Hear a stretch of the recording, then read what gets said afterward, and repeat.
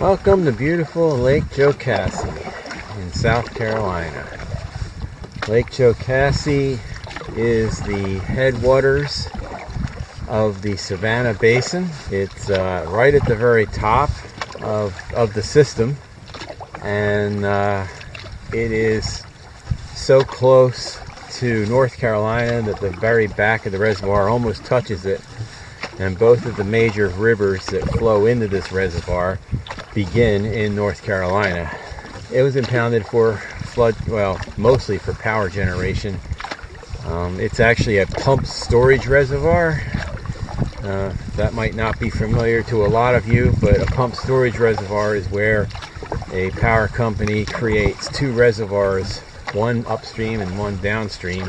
So when they generate water down to the lower reservoir, they then later on in the night, when the price for power is minimal, they actually reverse the pumps and pump the water back up into the upper reservoir, where they can then use it the next day during peak generation times when power generation is the most valuable. So what that means is that this reservoir goes up and down on a daily basis, probably no more than a foot, probably less than that. But it does create some interesting currents in reservoirs like that, where the current literally reverses flow. As far as black bass goes, this is an interesting reservoir because it's one of the ones where Bartrams Bass transitioned into after they impounded it, and they thrived in here for many years. Even when the state was stocking smallmouth bass in here for a really great fishery for them, they were fine. It wasn't until, you know how this story goes, the Alabama bass found their way in, that the problem started. And today, here in the 21st century, and certainly by 2025, as I'm shooting this video, very few pure Bartrams bass exist in this reservoir. Most of the bass you catch, as a matter of fact, are some hybrid between the two Alabamas and Bartrams. What's interesting is that here they haven't had the effect on smallmouth bass that they have in other reservoirs, and one reason seems to be because they don't reproduce here, the smallmouth bass. And really that's very surprising, and no one has been able to furnish me a good reason why they can't seem to recruit here, but they don't. But that certainly probably limits the impact that Alabama bass will have on smallmouth, because it's largely a hybridization issue. But they sure have no problems with the Bartrams bass, and you catch all kinds of funky fish here. Things that look all the way from almost a pure Alabama bass to things that look almost pure Bartrams bass. But what you really see here a lot is Alabama bass that have no tooth patch and white tips on the fins and an eye crescent. So it's pretty obvious that they're hybrids. But it's still a fun place to fish, and it can be quite good. One of the things that's beautiful about this reservoir, and today is not the best day to see it, obviously, is there's almost no development. It's all national forest. There's just one little line of docks that we're going to fish today, as a matter of fact. So, welcome to Lake Jocassee. One of the virtues of being very high up in the watershed, and also having almost no development in a highly forested watershed, is that Lake Jocassee has incredibly clear water. People scuba dive here all the time in the summer. Visibilities can be 50, 60, 70 feet easily, and it's not very productive, which goes right along with that water clarity. But you can catch some fish here. There are trout that are stocked in here. It's what they call a two-story fishery, where you have cold water fish that literally are below the warm water fish, especially in the summer. But I have been here mostly just in the spring, and I've not had too much trouble catching fish here. These kinds of lakes can be really difficult. The fish are often in really deep water. Might be associated with the shoreline, but you can be a cast off the shoreline here and be in 60 feet of water when you build reservoirs, one of the sad things about reservoir building is that they've often put them in places that probably used to be amazing. This is no exception. You know, if you're trying to build a dam and you're trying to do it in the most cost-effective way, you're going to look for an area where you have steep drops in a small area and a narrow gorge where you can put the dam and use the least amount of concrete. And that's what they found here. This place used to be called the Jocassee Gorges, and they impounded several small towns when they did this. But the middle of this reservoir, which is only 8,000 acres or so, the middle of it is about 370 feet deep. So there must have been some amazing waterfalls here once upon a time. Oh, here's a Alabama bass. They often are hybridizing with native Bartrams bass that are still in this reservoir. Well, this one's about as pure as they get here. Might have some Bartrams bass in it, but not much. It's got a tooth patch that you can kind of clearly see on the tongue there. No eye crescent whatsoever. No white tips on the tail. So this is about as pure as they get. This is just a little guy. It's put in here probably about 30 years ago. Maybe a little more than that. Probably 35 years ago, and they have laid waste to the native Bartrams bass that used to be in this reservoir. Jocassee is the ultimate finesse fisherman's place to be. You can power fish here. I have seen people do it, but I mean, you have to be doing something pretty specific or looking for something pretty specific to power fish here. A lot of night fishing goes on, what you would expect in a lake like this. And if you're not night fishing, you're finesse fishing. I'm just getting pulled up with 2 light spinning rods today, one with 8-pound test, one with 6-pound test, and they're both got 4-inch and 3-inch plastic worms on them, and that pretty much is how I catch my fish here. I have caught a few. I've gotten some topwater action every once in a blue moon. I've tried crankbaits and all that other stuff, and I'm not a crankbait angler, so I know they work. Locals use them. I also know I'm not good enough to use them, not with that bait. And what I do works. Jocassee has blueback herring in it, like a lot of lakes do in this part of the country. And so, of course, there's a big offshore bite.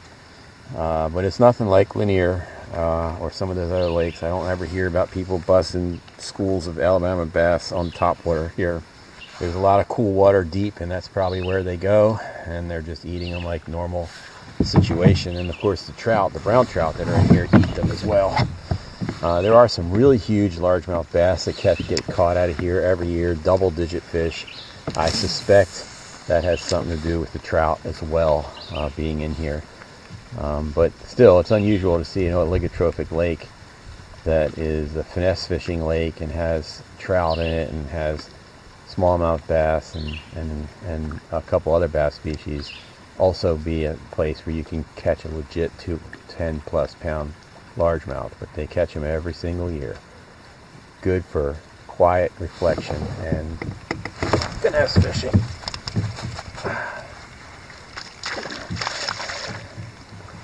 Now, let's see what we got here. Not a smallmouth.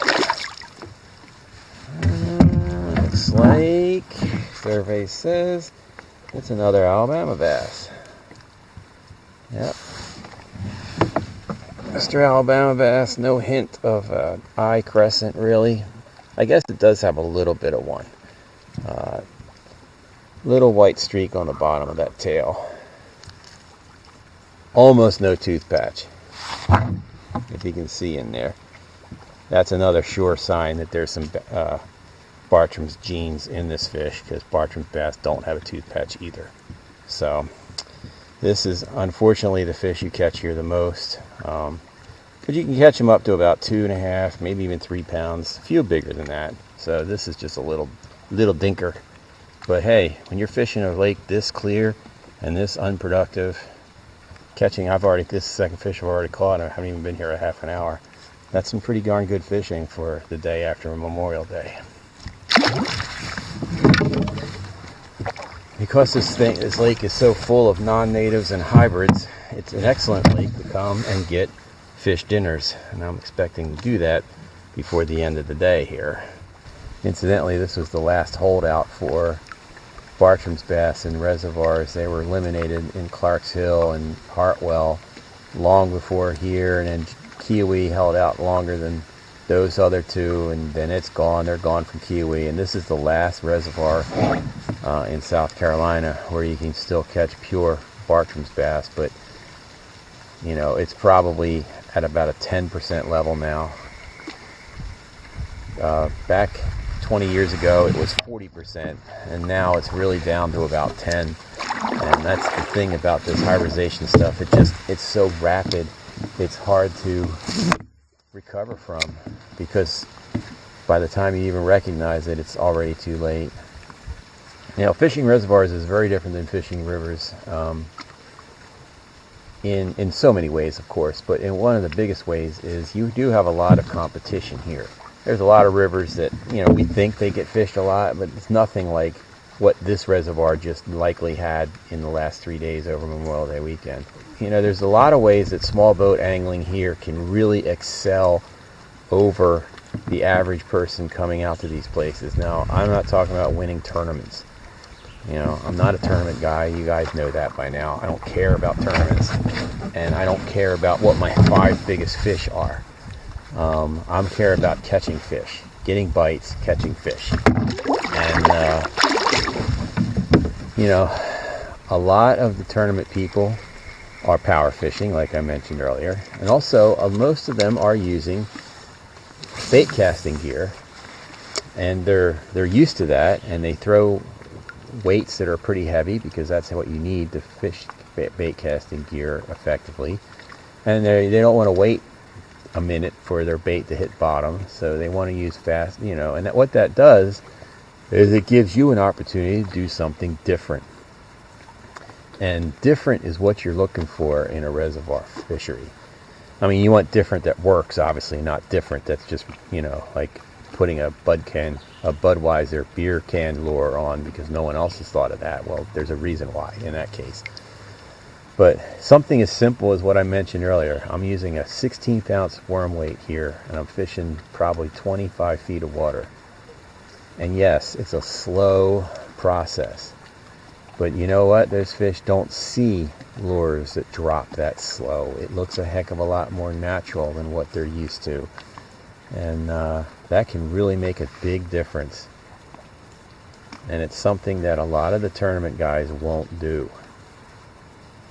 And one of the things I've learned through the years of working on reservoirs and especially angler projects, angler surveys and such on reservoirs, is anymore when it comes to bass fishing on reservoirs, there are people are either in a tournament, practicing for a tournament, or preparing for a tournament, or they're practicing for the next tournament that might be a year from now, but they're trying something that might work later on.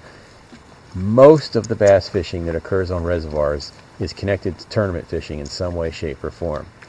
So it's not what I would have guessed, is that, you know, every once in a while these guys just come out here and quote unquote fish for fun and maybe do pick up 4-pound tests and go try to catch some fish. No, they really don't.